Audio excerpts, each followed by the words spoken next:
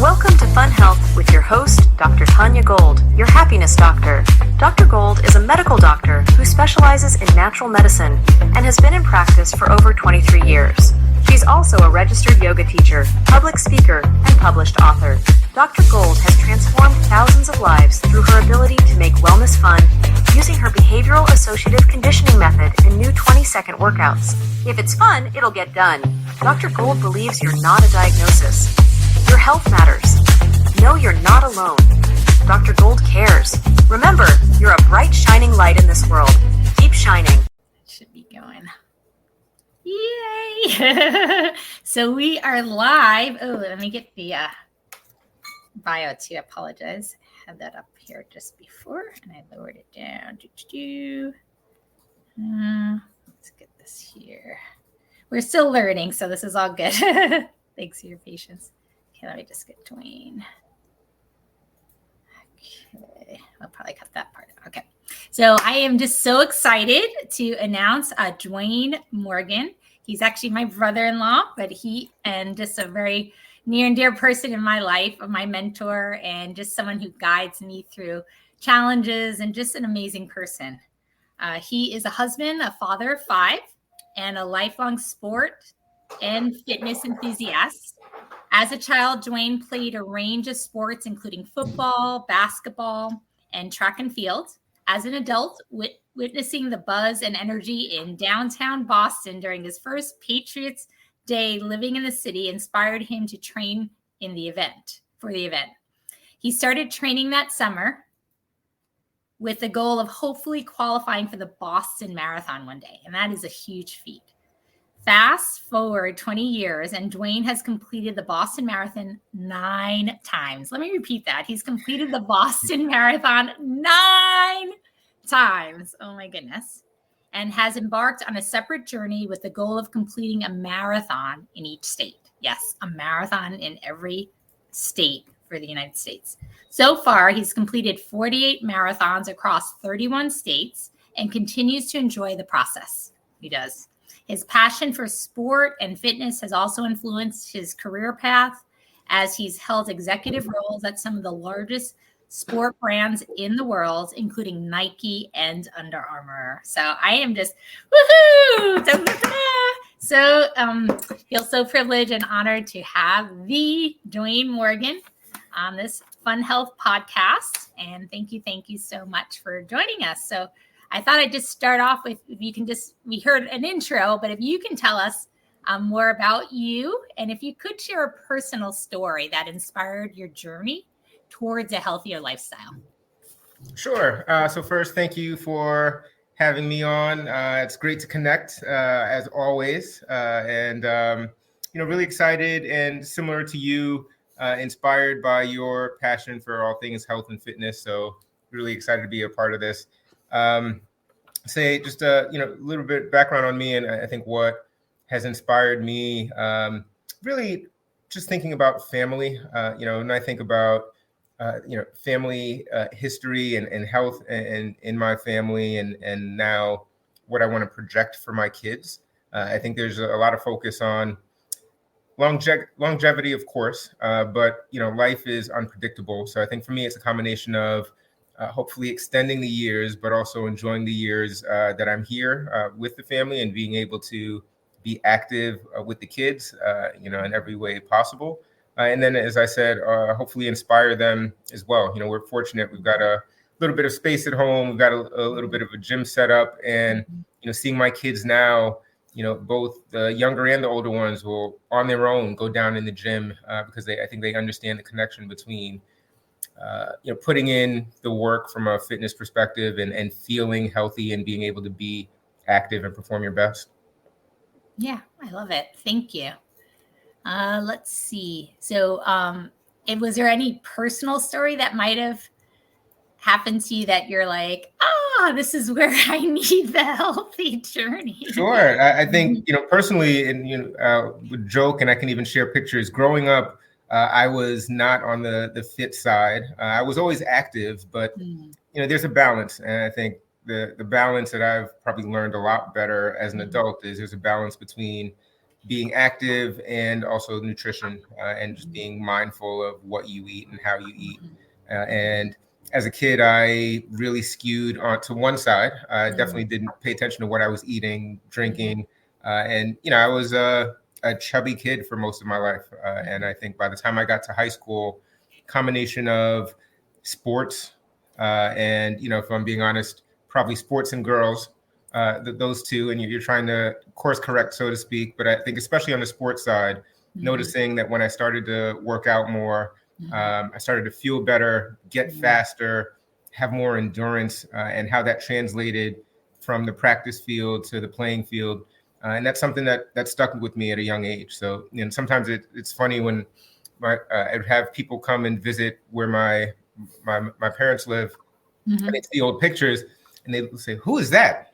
Because it, similar face, but the physique looked a lot different. So I'd say for me, it's been kind of that journey where I, for a number of years, wasn't really focused on fitness, and saw it not only in performance, but of course, I think aesthetically as well, and wanting to be able to make changes there. And now I think I understand what that balance is, and maybe why I wasn't there when I was younger, but why I'm able to kind of be a little bit more fit as an adult. I love it. And honestly, I can attest to what you just said, because I didn't really see many pictures when you were younger. And then Tammy, they just celebrated their 20th wedding anniversary that I had the privilege of attending. Woohoo, woohoo. It was amazing. And just looking at the older photos, I did say, "Who the heck is that?"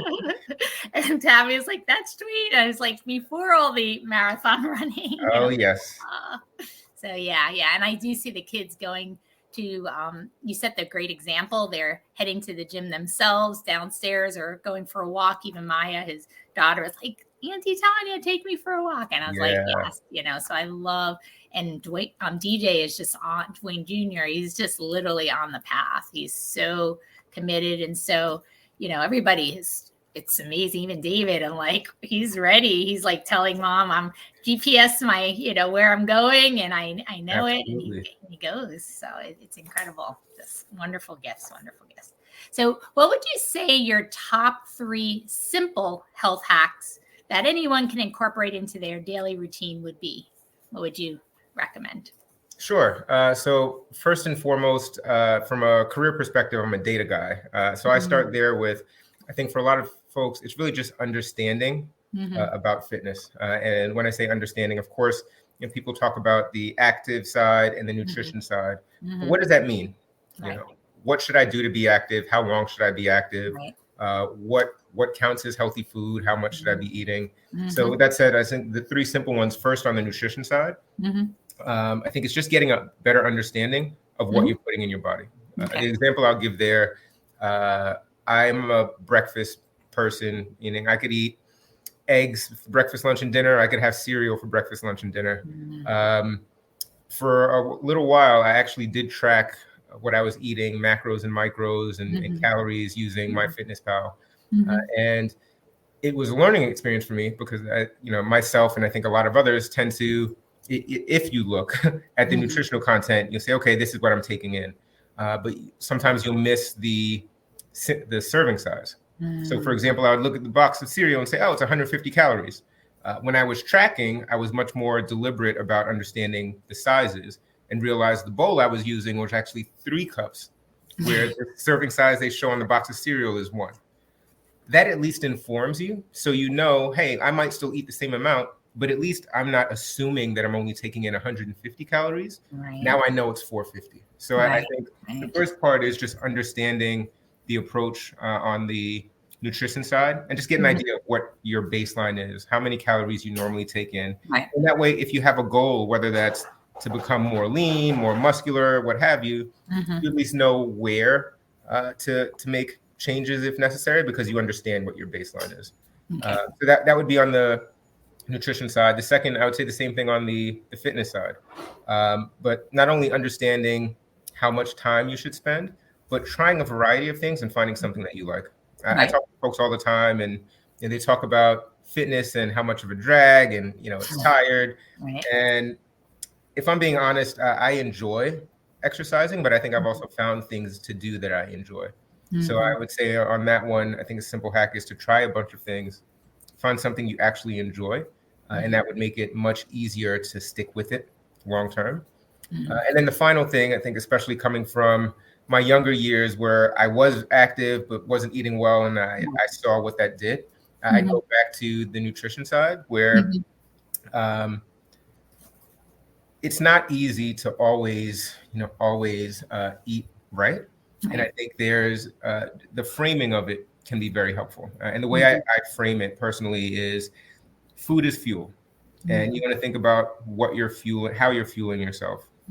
I think about all the folks who have cars where you only put premium gas in it because of the type of car. Yeah. And God forbid, if something happened to that car, probably just get a new one. Right.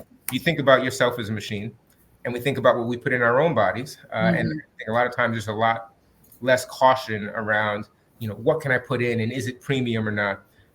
So, for me, I think that last piece around, again, it doesn't have to be all the time, but just think about, if you want to build muscle, you probably need to take on some more protein, right? You don't have to be counting every macro and micro, but just be aware that, hey, more protein, eggs, chicken, however you get there, it could be certain vegetables, soy, can help you get there. Or if you're doing distance running, you might need more carbs, right? You need to fuel that. So just think about yourself as a high performance machine. Right. And then think about what you're putting into that machine to fuel whatever you're asking your body to do. Yeah. And I really like that reference. I'm going to use that if that's okay with my patients. Absolutely. But just to reframe and think of yourself as a machine or a vehicle, because a lot of people can relate to that. And what are you putting in your body? It's like just asking that simple question can make a huge difference. Thank you for that. It's powerful. And then just choosing things you love. Again, variety, because some people have never been exposed to certain things. How they know if they like it or not. So, and adding variety, because I know I love running, but until I started some different sports, I didn't even know. So it does make a difference. And then it can just sprinkle in those fun things. So that's a good thing. Awesome. All right. We're going to just take one moment. I always like to, during my podcast, to just kind of shake out, because sometimes we're sitting all day. I don't know if you are at work, you're kind of in your home office, but if you're sitting, it's nice to just kind of stretch for a moment. So if you're driving, listening to this, just take some nice, slow, deep breaths with a big smile, bring in all the love, and just thanking Dwane for being on the podcast today. If you're able to move a little bit, just gently moving from one side, reaching both arms all the way over to one side with a nice deep breath. And just all the way over to the other side. Yes. Oh, and just shake it out. And just roll the shoulders back. Gently turn the head to one side. Again, if you can do this safely. If not, just breathe. Breathing is good too. Okay. And yes, shaking it out and just getting up. Even for 20 seconds, I find could be a huge difference just throughout your day, sprinkling in the activities. So thank you for sharing the variety, because I love that too.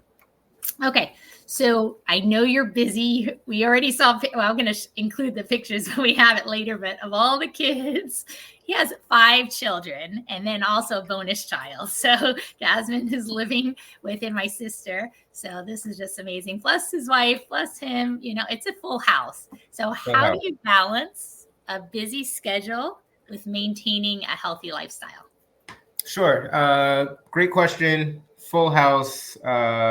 We call it a little bit of organized chaos, but it's all good. And I think in terms of that organization, for me, that's the answer. It's trying to be organized and plan ahead.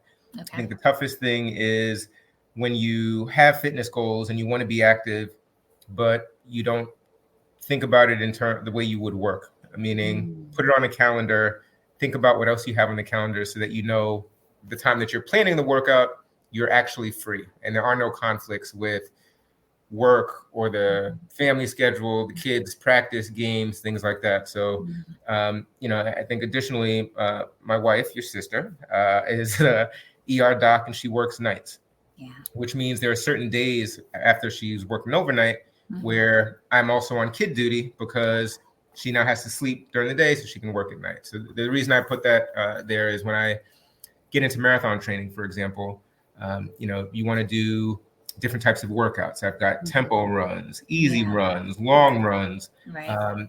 I have to be very deliberate at looking at the calendar and saying, okay, I know I can do a run on this day because the kids won't have something and my wife will be available, and you sort of have to check all the boxes. So I think that the short answer is just be honest with yourself. Look at the calendar and figure out what's actually going to work for your schedule. And then be honest in terms of what you think you can commit to. If I'm being honest, one of the things that I have done, in terms of marathon training, now I do my long runs on a weekday before work. Oh, that may not be reasonable for everyone. It works for me, but in order to do that, there are days if I'm going to do a 20-mile run and then get to work, and if it's a day I have to be in the office, I may have to be up at 4 a.m. Right? That's one of those. Again, that may not be reasonable for everyone, but when I look at the calendar and think about what I actually want to do and how much time it's going to take, that's a way to make it work. So I do think make the plan, check the calendar, and then be honest with yourself in terms of what you can commit to, and try to do it regularly. And I think there's a lot of research out there that shows once you've done something for a certain period of time, I think usually if you can stay consistent within 2 to 3 weeks, it becomes a habit. And once it becomes a habit and feels natural, it's a lot easier to stick with it. So I think the first time you get out there, setting those parameters so that you can do it consistently makes it a lot easier to create a new habit. Yeah, I love it. And just like what you can commit to, plan ahead, what you can commit to, and just like work, set it as a priority. Oh, that's wonderful. Wonderful things. I did want to ask, this is on a personal level, because I honestly know the kids go to bed sometimes late. And so how much do you actually sleep, if you don't mind me asking that? Sure. No. So I'll caveat this with, I know sleep is important. Yeah. I've actually read a book on why we sleep, and it opened my eyes to how I think about sleep, right? There's sleep quantity, how many hours are you getting, but also quality. Is it restful sleep? Do you still have caffeine in your system? Right. I shoot for 6 to 7 hours. Okay. I can function on 5 to 6. Gotcha. And just curious. That's usually where we land. Luckily, I have to thank my mother and her genes. I think she's always been very similar in terms of not needing a ton of sleep. I also don't drink much caffeine. I'll have a cup of decaf usually, kind of gets me on my way in the morning. But then with that said, if it's a 5 to 6 hour and I have to wake up at 4, even if I go to bed at 11, I can wake up and be ready to hit the road. Gotcha. And the reason I asked this weekend, honestly, I thought I went to bed early and I heard them. They were, it was a party, right? So 20th wedding anniversary, they were going to bed late, and he was gone the next morning for his run and had breakfast. And I just woke up. I was like, oh my goodness, this is awesome. Yes. Even the young ones, we had a few nights where it was probably after 1, they were going to sleep, but it's all good, especially when you've got family around. You've got to let them enjoy it. Exactly. And honestly, balance, like you just said, it's not all or nothing. You're doing your best, and just incredible feat what you're doing. Some people are just training for a marathon outside of, balancing work and kids and, family life. It's a lot of stuff. So thank you for that. And I know there's lots of pickups and drop-offs with the kids too. So all that has to get factored in, which is amazing. And I just wanted to, because I know the family, know Dwane and Tammy personally, just to see how they interact. It's just so much love there. When he talked about family, you can just see it, and they really are. It's organized. It has to be, because otherwise there's too many moving pieces. It wouldn't work if it wasn't. So it's just unorganized chaos is a whole different story. Welcome to my other side of a family, right? But with so much love in the family, which is lovely. I love that. Thank you. So it's great. And it was a beautiful event. So thank you for having us, Drew, and I loved it. Oh, absolutely. Yeah, it was wonderful. Okay, so, and I just wanted to mention this because you brought it up earlier, because I was going through some of your earlier years at May department store and the information about gathering life and data to make the best decisions. So, and you touched upon that earlier. So this will be in for the next question, but the question is, how do you stay motivated to maintain a healthy lifestyle, especially during challenging times, but also like maybe you can include some of the data that's included to help you make those decisions. But like, how do you stay motivated when it gets tough, when the kids are this, or maybe they're sick, or just how to keep moving using absolutely. that data. Yeah. No, great question. So in terms of data, the way I've approached things, and I've worked in market research for years. A lot of times people think about data and they're thinking quantitative. So you're dealing with large data sets, and that's a part of it.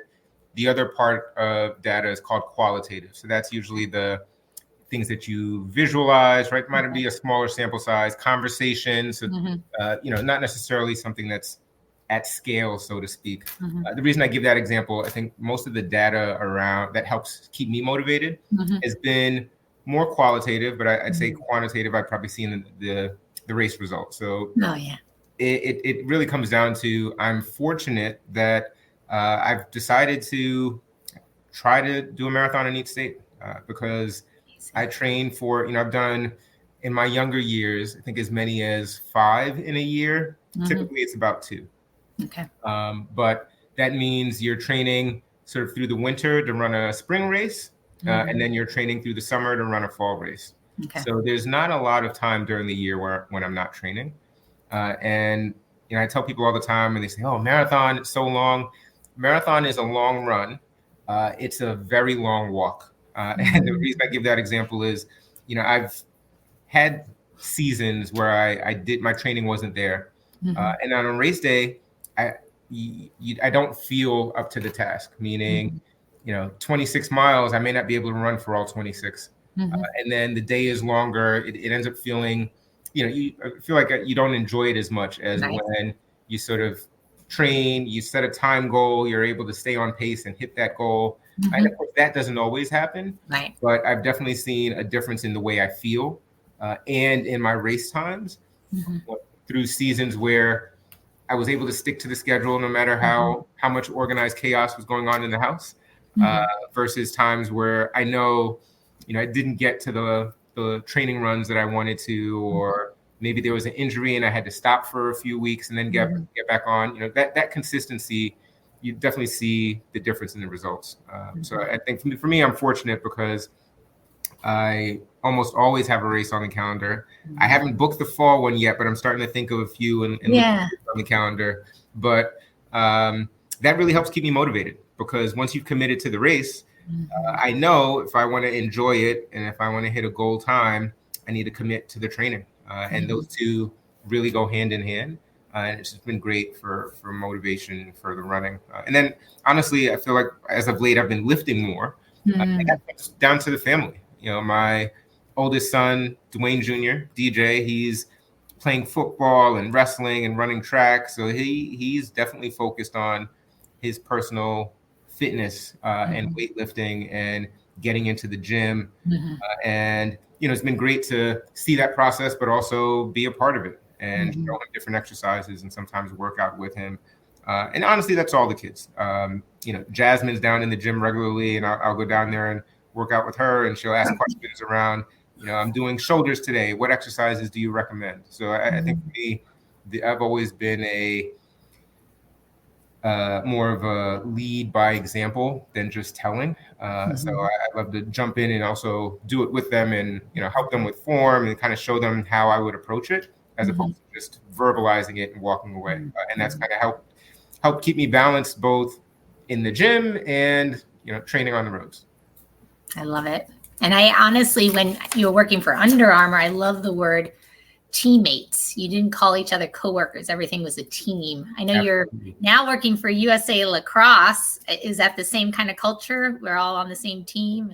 Absolutely. And it's one of the reasons I love working in sports and health and fitness. The mindset is that you're teammates and collectively, everyone wants to get better together. Right. And I think just like you would expect with the team, sometimes your coach will give you a motivational talk and it's not all roses, but it's about improvement and the team getting better. And I think when you work in that environment, you work with former athletes, I think people take it that way, right? They don't take it as a negative. They take it as, constructive so that I can improve and my contributions to the team can be where they're supposed to, so that to elevate the team as a whole. So for sure, it's been a team environment. I haven't used the word coworker in a long time, which is good. Always working with the team. Yeah, and honestly, I would say that with the family unit too. It literally is Team Morgan, because everybody's in it to help each other, and you see that everybody works. It's just like the boats, we all rise together. So absolutely, I love that. Thank you for that, because that's amazing. Let's see. So my next question for you are just. I know you're having the men's health competition coming up. If you can just tell us about that, or it's in the process, I should say, just how you got involved with it, and then also about the voting process. And, if we're interested in voting for you, how we would go about doing that too. Absolutely. Thank you. And I will take the opportunity to give a plug. But so Men's Health and Fitness, they have a magazine, and I actually saw an ad online that there was a competition, and they were asking people to submit photos. And initially, just like most things on social media, I kind of scrolled past it, and then I paused and said, maybe I'll give it a try. If I'm being honest, when I think about that magazine specifically, it's probably skews more weightlifting, and I do a combination of weightlifting and running. Got it. But I said, you know what, let me not discount myself before even trying. Right. Give it a try. And fast forward, and right now, they've had a few rounds of cuts. So the first one, I'm not even sure how many they started with, but they cut it down to the top 20, and then down to the top 15. And as of last night, I made it to the top 10. So still going. I can share with you the link, but there's menshealthandfit.com. I think it's /2024 /Dwane Morgan. That's how many times I've gone in. So I do remember the full URL. But you get up to one free vote daily, and every Thursday they do another cut. So I think next Thursday it goes down to the top 5, and I think after that, in mid-June, they'll get down to the top 1, and the winner gets a feature in the magazine, awesome. which would be pretty cool. So the process has been really, really fun.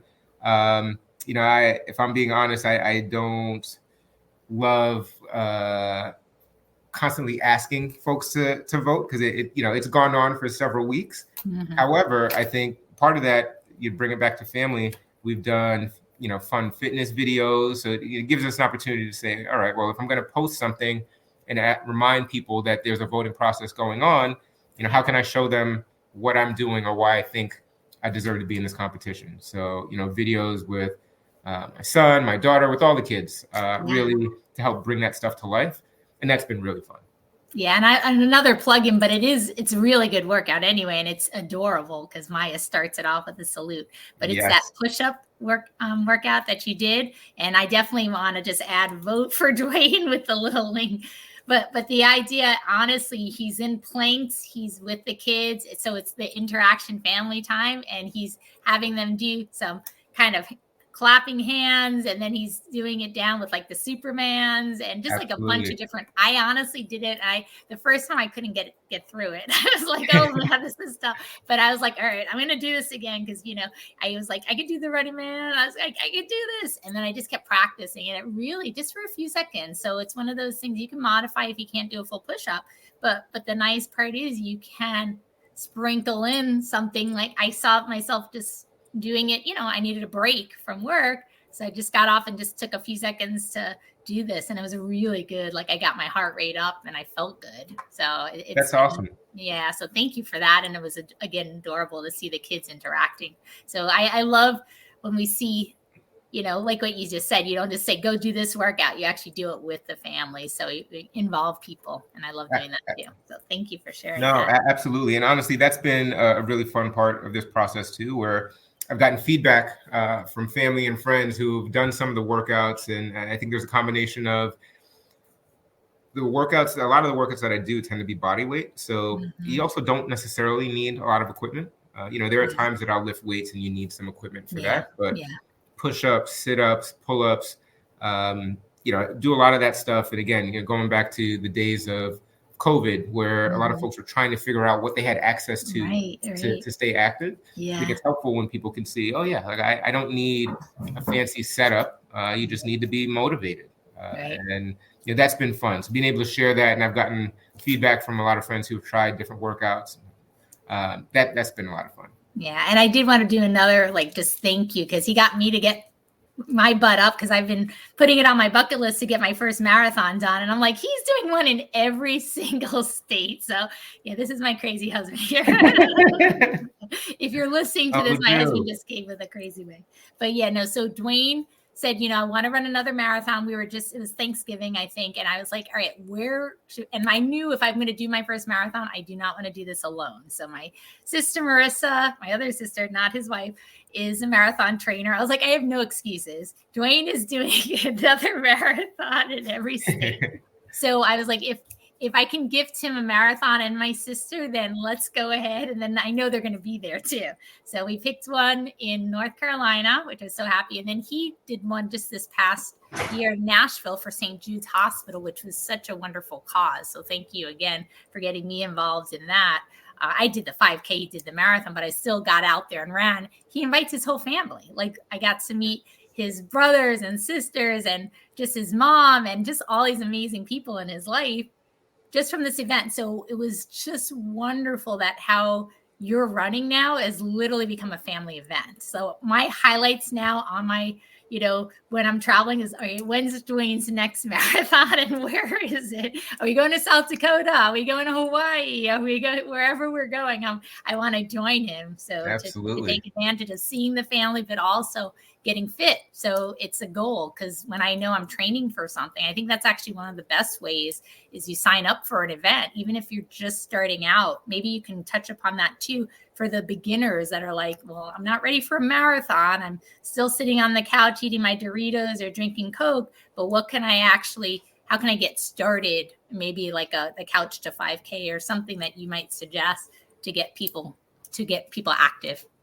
Sure. So first, kudos to you for, again, running your first marathon in Raleigh, which was a ton of fun, and then coming back out for another race just recently in Nashville. And actually, I'm glad you brought that up, because I think it brings up another point you asked about earlier in terms of how do you schedule everything and do it all. And I think especially what I've seen with parents, who have kids my age, and you're trying to juggle everything, and they think about, well, I have to do it after or before, but they don't always think about the inclusion piece, right? Like, what if you're doing it with family? And when the workouts become with family, it's an amazing process, right? When your kids become your accountability partners.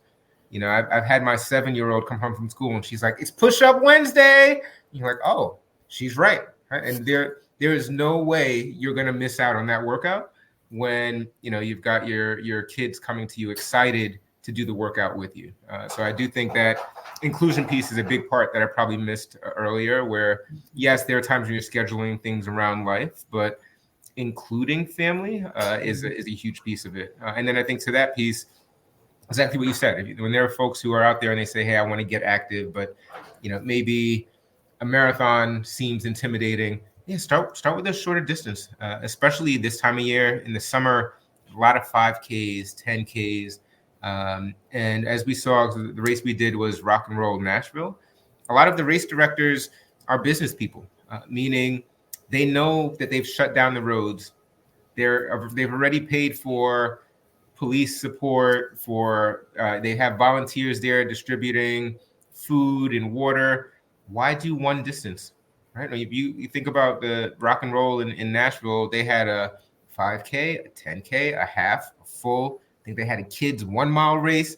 I mean, it gives you a lot of access. So whether it's a couch to 5K or something longer, you should be able to find something that's either reasonable distance to where you live or a destination and a fun excuse to travel somewhere and get the race in.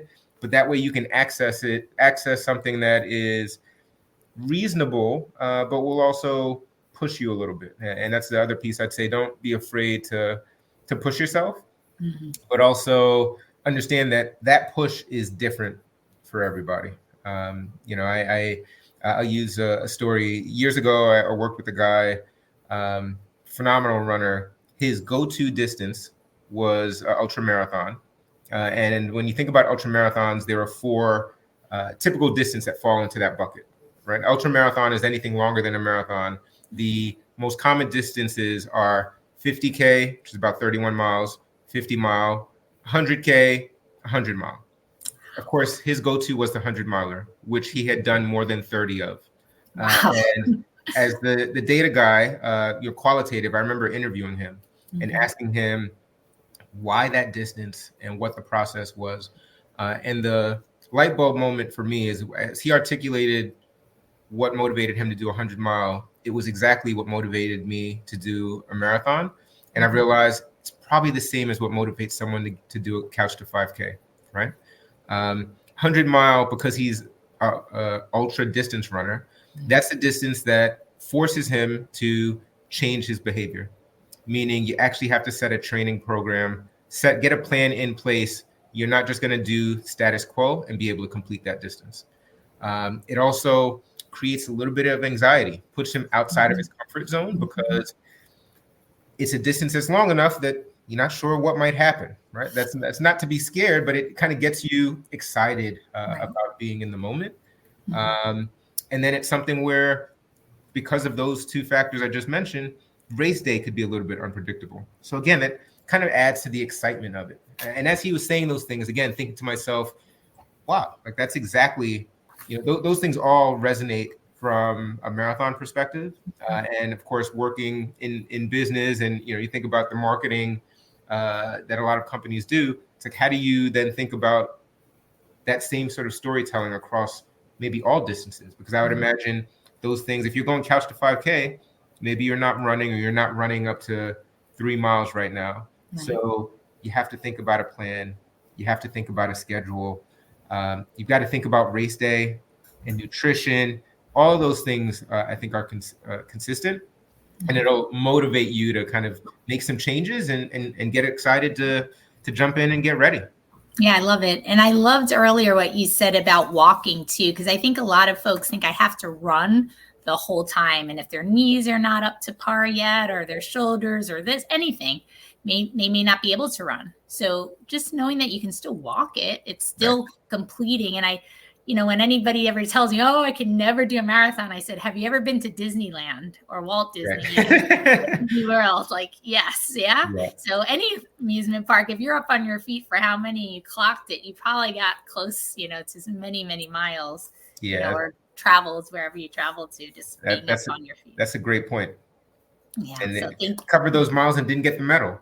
Yeah, exactly. Right now you actually get a medal for it. We might as well get redeemed, yay, you did this. And that's one thing I do love. I mean, obviously there's only, when we say one official winner, but I think everybody crosses that finish line in my mind. Or even if you don't, I mean, you put all your effort, sometimes things happen, you can't get that finish, but you put in that effort, you prepare, you do everything. That's a winner in my mind. And just the training, I mean, I love the marathon, but just to actually train for it, I learned so much about discipline. And yes, there were times, especially because training in Florida during the summer for the marathon, because it was in the fall, I got to wake up 4 or 5 o'clock in the morning because it was way too hot, even at 8 or 9 o'clock. So yeah, but it was so great. You literally got to see the sunrise and you got to see all this amazing things. So it really, I think what you said resonated too about training for me, a distance like a 10K for me or 15K, because since I'm powerlifting on top of it,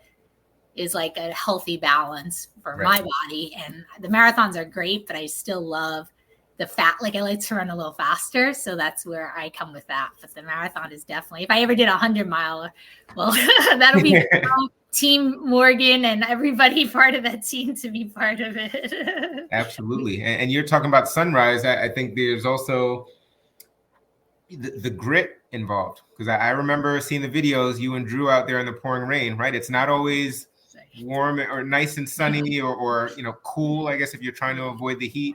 And I think those lessons are great too. To me, the training runs that are tough mentally, those are the ones, and physically, those are the ones that David Goggins uses the the metaphor, it's like the cookie jar, where you're taking these things and putting them in a cookie jar so that on race day, if something feels challenging, you can reach into that cookie jar and say, I did a run in the pouring rain when I was tired and stressed and still got it done. I can do this, right? All those experiences during training, anytime you might run into something that's challenging or some self-doubt during the event, reach into that cookie jar, pull out one of those memories, and it kind of fuels you to give you the confidence that, hey, I put in the work. I know I can do this.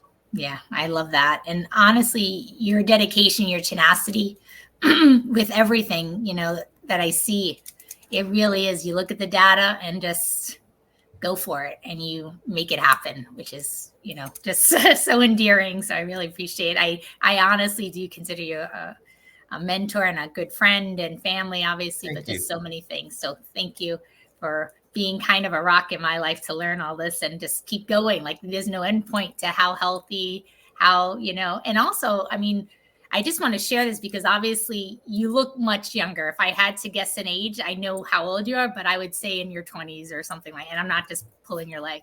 So how do you seem to get faster each year? And obviously, is it okay to share your age if you're comfortable? Sure, absolutely. Okay. So, I'll let you tell the actual numbers because I think it's in the 40s right now, 45. Sure. Okay, but close. You just tell me. But anyway, but he literally seems to like defy, the age part. It just how he stays healthy, injury free, and then we'll go to the last question in just a moment, wrap up. But I just wanted if you can just touch upon that. I was just curious about it. Yeah, so thank you. First and foremost, definitely don't look like I'm in my 20s, but probably younger than I am. So I just turned 44. Wow. And the example I would give in terms of trying to stay active and youthful, there's an old metaphor that says youth is wasted on the youth. And the reason I use that is when I was younger, I don't think I really educated myself on longevity. Because, when you're a certain age, you probably don't need to. And honestly, if I was doing the things in my 20s that I'm doing now, it probably would have been much faster. But, I didn't seek out the education. And because of it, you sort of just said, all right, I'll do whatever and see what happens. So, for example, I think when I first got into running and I started learning about different types of runs, especially marathon training, and you hear people do fartlek runs, which basically is varied pace. I think it comes from a German word meaning run play. But essentially, you can go out really fast and then slow. You're moving the whole time, but it's up and down. So you have fartleks. You've got tempo runs where you might pick a certain pace and try to hold that pace the entire time. You've got your long runs, which tend to be slower than marathon pace, but you're trying to really focus on time on feet. So longer for those runs. You have marathon pace runs where you're trying to train your body for the pace you're going to be running on marathon day. You've got track workouts where you're trying to work on turnover and speed. And, you're learning about all these things. And I think when I first started running and I'm hearing about all these things, I said, all right, well, I guess I just need to do them all.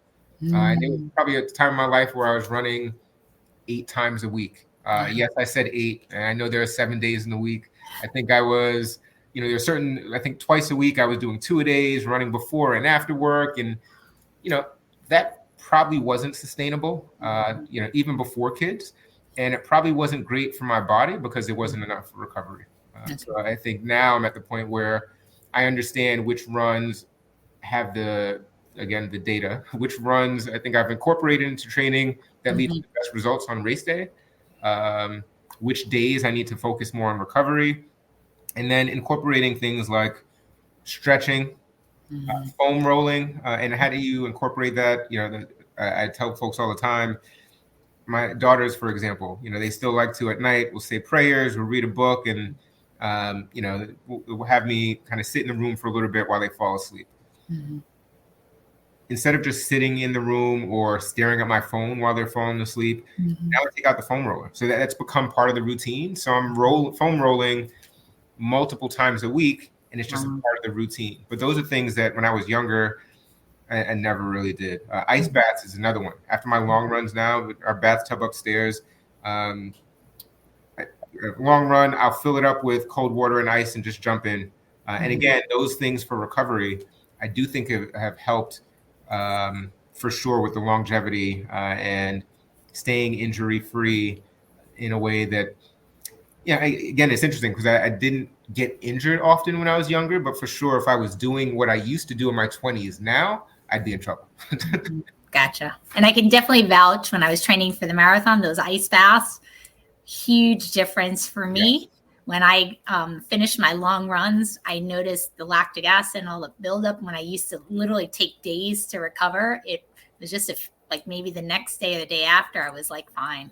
So it really made a huge, I felt lighter too. It felt like it was freezing cold. And I was like, oh, a lot of exemplars in my head that I didn't really like this at all. But I love the results. So thank you for that. And I still use the actual cold therapy. I know there's a whole movement on it. And that's one of our great uncles. He says, because he's in his 90s and he went from Vancouver.